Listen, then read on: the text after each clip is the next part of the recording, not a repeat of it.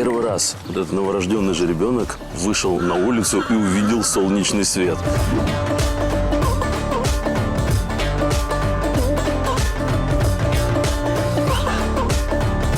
Скачки вот на таких каталках придумал граф Орлов.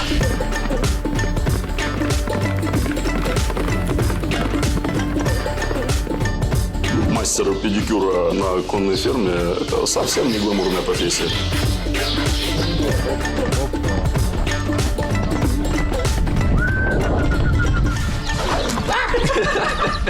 Мы наложим потом звук.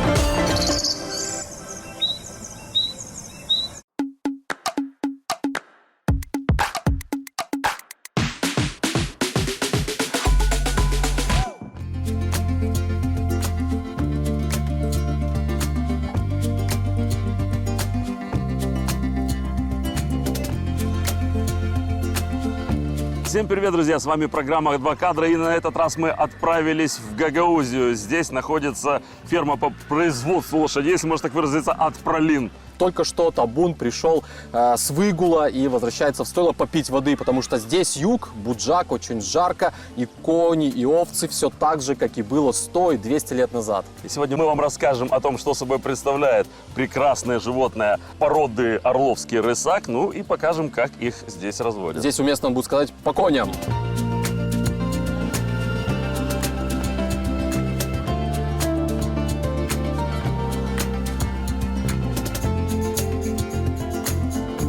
Вот наши красавцы.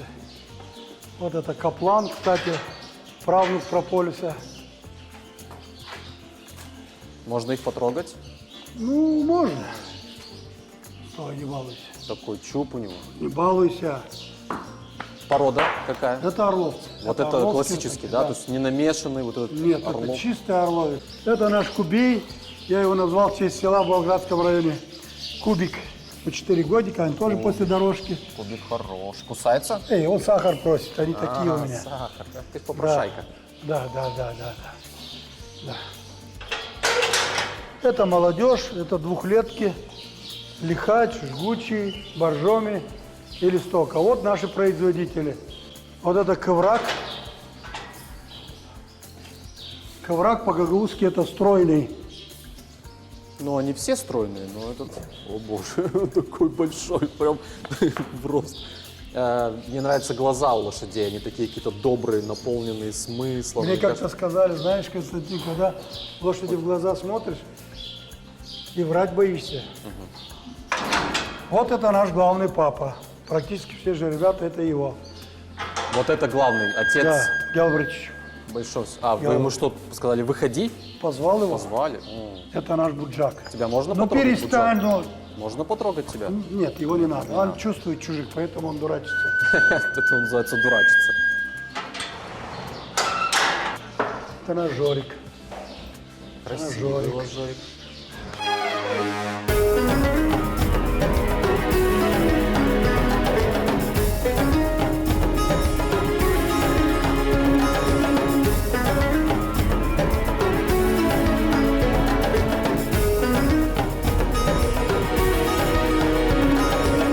Орловский рысак, он очень узнаваем. Это крупная лошадь, растянутый у нее корпус, шея лебединая, ноги правильно поставленные, со щеточками. Дело в том, что в орловском рысаке сидят не только арабская лошадь, датская, голландская лошадь, там и чистокровка, там и бухарские лошади. Когда граф Орлов создавал эту породу, он использовал очень много пород лошадей, как Европы, так и Востока. Орловские рысаки – это универсальная порода. Она прекрасно бежит рысью, она прекрасно выступает под верхом, то есть на ней можно и выступать в конкуре преодоления препятствий. И выездка, высшая школа верховой езды – это своего рода танцы на лошадях. Но основное ее предназначение – это легкоупряжная лошадь, это в упряжи двигаться довольно-таки быстро рысью на дальние расстояния.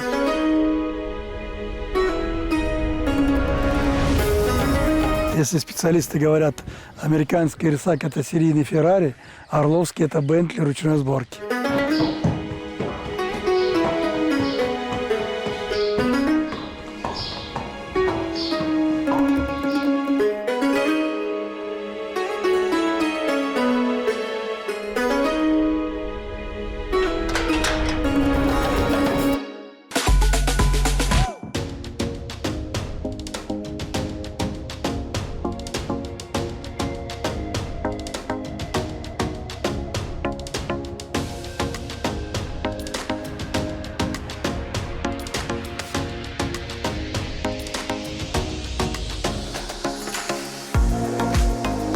Сколько у вас всего голов? 40 взрослых будем считать от года и 18 жеребят этого года рождения. Видите, спит возле мамки. Мама от него не отойдет, пока Не он проснется. не проснется. А лежит девочка, вот она недавно родилась. Я ее назвал на гагаузском Кадынжа, потому что ее папа Жорик, его на днем выезжали. Видите, ребенок отдыхает. Она не отойдет от него.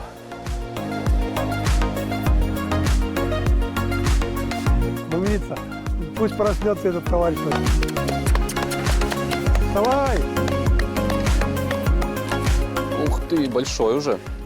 Ну, конечно, ему аж 3 недельки. Получается, мама беленькая вся, а он Он тоже белый будет, тоже будет белый? конечно. Ну, знаете, за 40 с лишним лет. Иногда в утробе матери можно определить, какой масти же ребенок будет. Ничего себе. Ну, это такое, конники меня поймут.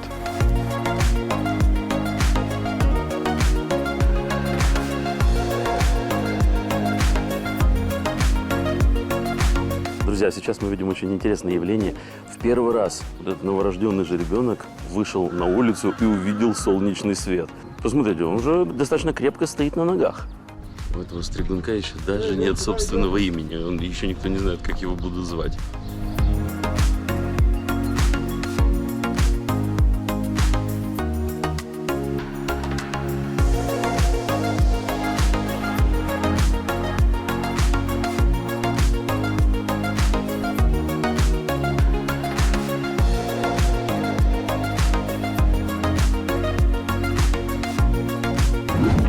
Это помесь тяжеловоза и рысака. Зовут его Ландыш. Он будет катать деток. Он очень добрый. Ялврич. Можно его трогать. Ландыш. Им 3 годика всего. Какие ушки у тебя, Ландыш. Я его называю таможенником. О, боже. Это ж Знаете, гигант. почему он таможенник? Вот смотрите внимательно. А, начал досмотр. Да, перестань. При людях-то можно. Это наш Алдайчик. Мы его покупали когда-то в Шаба, Белгород-Днестровском районе. Ему было 1,5 года, сейчас ему 19 лет. Он наш чемпион, он у нас на празднике тянул трактор. Трактор вытянул? Да, ну а как же. Тянул трактор на дорожке. Это наш. Сколько у него лошадиных сил? Ну, я думаю, 1,5 должно быть. 1,5 точно, да? А как эта порода называется? Это русский тяжеловоз. Русский тяжеловоз. А вот это его сын, помесь русского с першероном. Он у нас Тоже не свадьбы, маленький. свадьбы катает. Ух ты. Я люблю с ним фотографироваться, у нас очень контрастные прически. Верно. Можно рядом с ним стать? Можно. Или он Можно, такой душ свадебный? Ну, он должен Свадебный. Свадебный. Да, нормальный он парень. видит за прически? Если бы у меня была такая челка, я бы вот так бы делал. То есть это настоящая, друзья, свадебная лошадь. Это вот когда говорят, что морда в цветах, а круп в мыле, да? Сколько свадеб он перекатал? Он съел меня? Ну, не съел, не съел. Не целый. почти, почти. нет. Лизнул. Это на удачу. Да. Как выглядит лошадиный автопарк на все случаи жизни? Это прицеп, это дом на колесах, куда помещается одна лошадка для перевозок. Это вот такой минивэн, где много посадочных мест на много людей. Семейный такой минивэн. Свадебный лимузин. Красивый, белый. И тут же такая же красивая белая свадебная лошадь везет вас на главное торжество вашей жизни. Пикап. Пикап. Есть сиденье и место, куда можно сложить ваш груз. Кукурузу. Хэтчбэк. 2 посадочных места и уже приличная такая скорость набирается. Кабриолет. Ветер в лицо, волосы назад, вы красивый и молодой. Во всем этом несетесь. Родстер. Проходимость и скорость. 4 колеса. И также несетесь навстречу своей мечте. Ну и, конечно, грузовик. Тоннажность, вместимость. И сюда подходит, естественно, большая и сильная лошадь. Это тяжеловоз.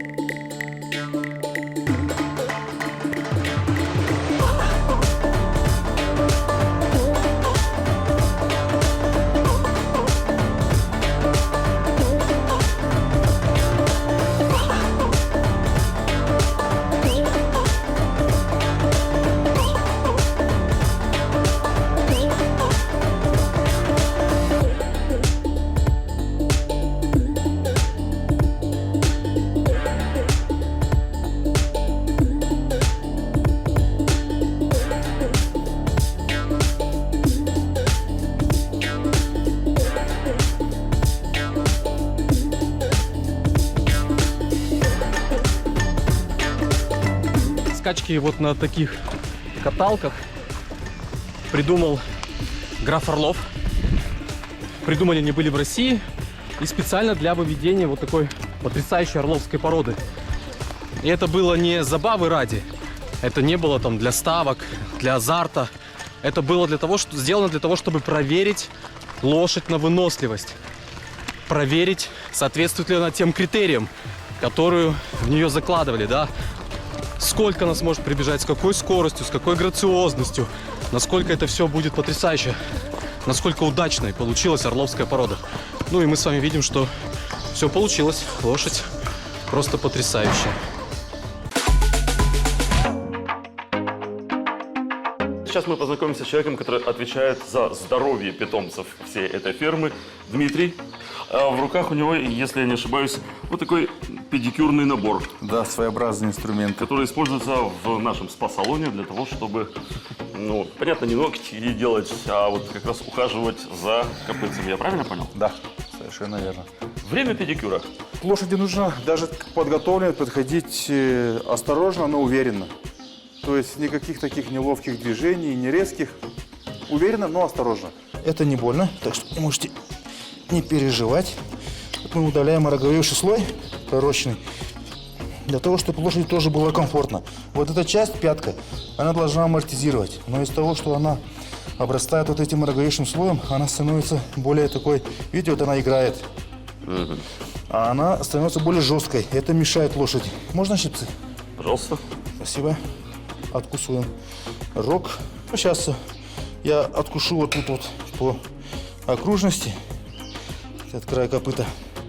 Потом возьмусь за копытный нож. Название такое нож, но он копытный, он безобидный. Так, теперь мы рашпилем подправим контуры. Продолжаем ножом. Раскрываем хорошо стрелку. Иногда приходится приложить усилия. Да, сомневаюсь, что девушки, те, что делают педикюр, так же бегут, как я. Вот как-то так. Все, теперь ему комфортнее. Одна нога готова. То есть это только одна, теперь еще три так же Еще надо, три, да. Я теперь понимаю, в чем причина того диссонанса, который я испытал, когда в первый раз увидел, вот, когда Дмитрий подошел, вот такого геркулесового телосложения, ветеринар. Теперь понятно, для чего нужно столько физических усилий. Для педикюрчика. И это далеко не все, что ему приходится делать для лошадок, и каждый раз для этого нужны серьезные усилия. Это вам не с хомячками бороться. Увидеть это все своими глазами, сразу понимает, что мастер педикюра на конной ферме – это совсем не гламурная профессия.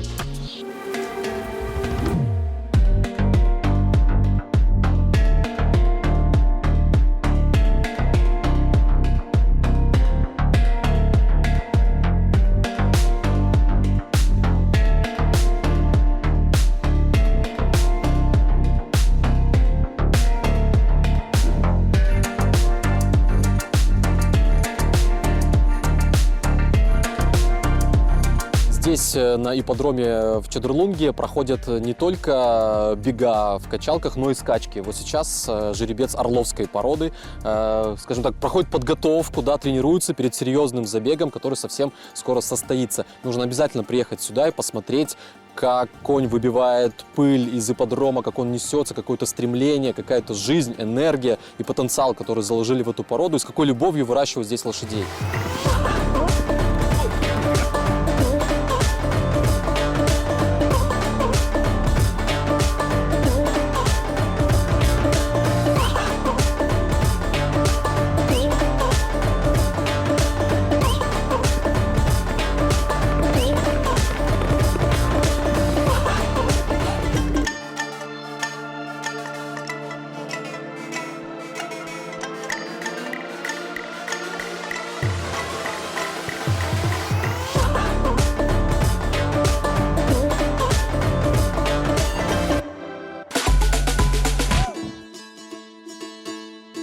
Вот здесь все, что нужно для лошадей.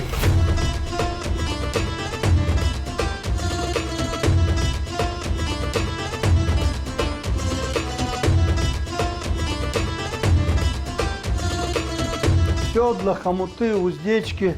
Ну, здесь тоже такой рабочий беспорядок. В этом году даже бубенцы надевали, когда зима была аж 3 дня. Вы успели покататься по снегу и в санях, да? Аж 3 дня. Рад, что у нас до сих пор есть мастера, которые шьют руками вот эти национальные. Это ручная работа. Да, это ручная работа. Это национальная уздечка. Что-то индейское в этом есть такое, знаете, вот. Ну, это, Как будто из прерий. это практично, чтобы мухи не лошадь не А, то есть это не украшение, это чтобы Ну, это мух сгонять. украшение, и мухи сгоняют. Это сами знаете, что это такое. Не знаю. Кстати, на А вы можете нам показать мастер-класс, как сделать? Можно. А, У нас проводится конкурс Потому что зрительских симпатий. ходят Станьте легенды здесь, о том, ребят. что гагаузы делают это лучше всех. Да? Все. Так, нам какой радиус нам надо отойти? Вот там стоит. Вот там, все, стоим тут.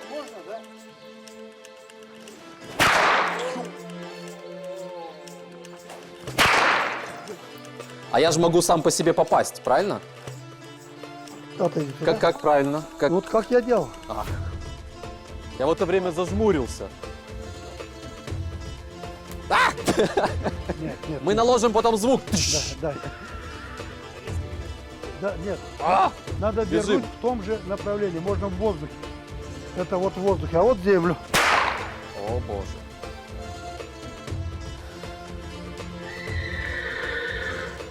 Давайте попробуем.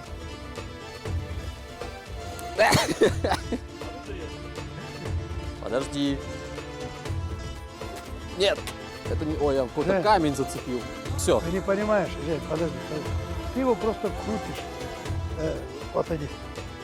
Вот Давайте траектория, смотри. замедленной Вот съемкой. идет вот туда, а потом обратно. Туда, обратно. Туда. Последняя попытка. Типа, туда. А! Не туда. И туда. Туда. И туда. Не туда. Возьми Я не руку назад. разберусь. Надо родиться гагаузом. Назад. Назад руку возьми. Назад, вот сюда. И вперед. И назад потом. Вот так вот. О, что-то было. Еще. Почти. Я приду к вам в школу. Я приду к вам в школу, буду учиться. Мне кажется, надо еще выпить чуть-чуть гагаузского вина. Что, будешь пробовать?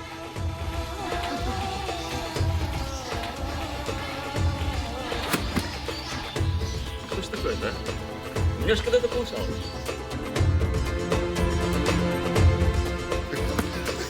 Сейчас себя крестить.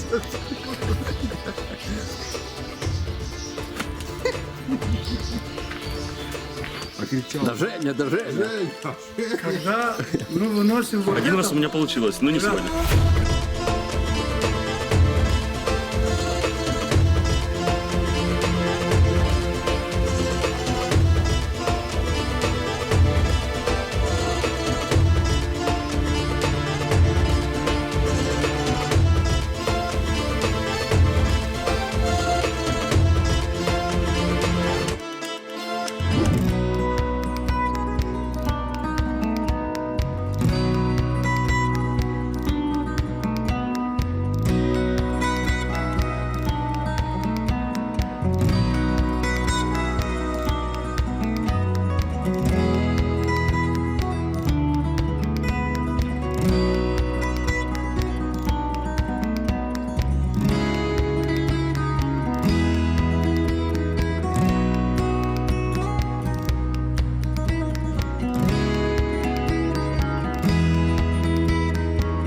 Знаете, вот это раритетная обложка журнала. Это обложка журнала «Фемии Молдовии». 57 год. Это мой дед Келиш Константин Афанасьевич. Это мой отец Келиш Василий Константинович. Это его брат и 5 сестер. Дедушка вырастил 7 детей. А его отец, мой прадед Келиш Афанасий Георгиевич, он ездил верхом на лошади, хотя у него не было ноги ниже колена левой. У него был протез, он верхом ездил в Бухарест, Яссы. О нем до сих пор легенды. Когда он шел в Бухаресте по базару, румыны говорили: «Маиншета винит может о нас». Тихо-тихо идет старый Афанасий. Стало быть, уважали. А это барс первый, родоначальник орловских рысаков. Его создал граф Орлов. Барс родился в 1784 году, и все наши лошади по педигри, по родословию восходят к нему.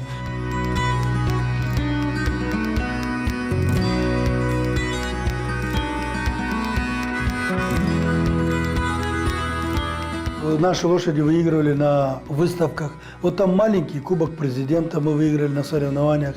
А это сельхозвыставки, номинации лошади. Ну, так получается, мы всегда первые места занимаем. Вот это медали наших лошадей на виртуальном чемпионате СНГ по типу экстерьеру. Это своего рода конкурс красоты. У нас 3 лошади в своих номинациях заняли первые места. Раньше я больше увлекался графикой. Вот это мой карандаш. Это тоже мое детство. Вечно пропадал с лошадьми. В Италии вышел в городе Верона календарь с моими рисунками.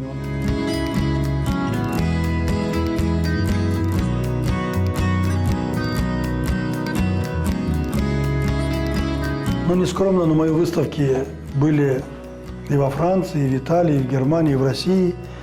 Но это так, хобби.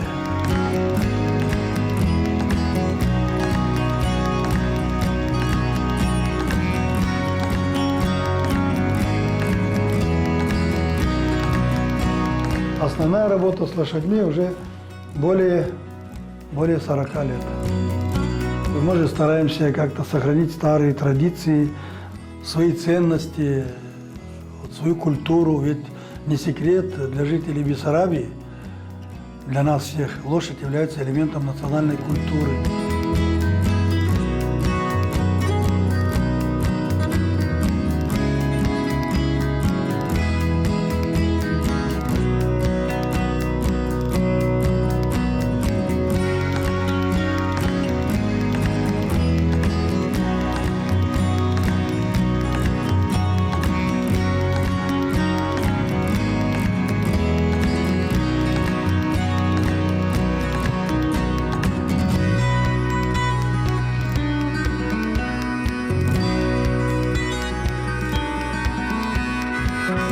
Я вот смотрю, Юра, в глубину этого колодца, как будто в глубину веков, потому что этому колодцу больше 100 лет. Сюда приходили люди и кони, да, чтобы попить чистейшей колодезной воды. И мы Ты сейчас посмотри на это попробуем. ведро. Оно, по-моему, старше нас с тобой Оно вместе кованое, взятых. как нам сказали, оно кованое. То есть это ведро тоже с историей. Тут везде история, тут везде традиция. Мы поражены буджакскими степями и гагаузами, которые так бережно общаются с лошадьми.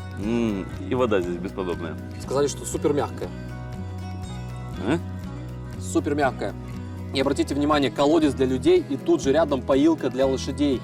Люди и лошади здесь это родственники, это большая семья. Ну вот в гостях у такой семьи мы с вами сегодня побывали. Увидимся еще через неделю. До встречи. И не забывайте оставлять комментарии, лайки, подписываться. Комментируйте все, что увидели на ютубчике. Кружку освободи. Нет, еще глоточек. Давай быстрее.